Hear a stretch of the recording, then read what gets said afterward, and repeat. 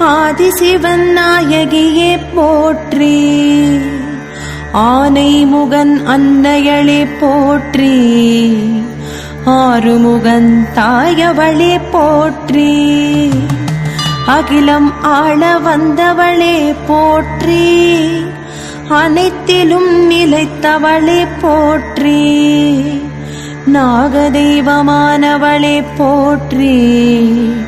நாகாபரண பூஷணியே போற்றி.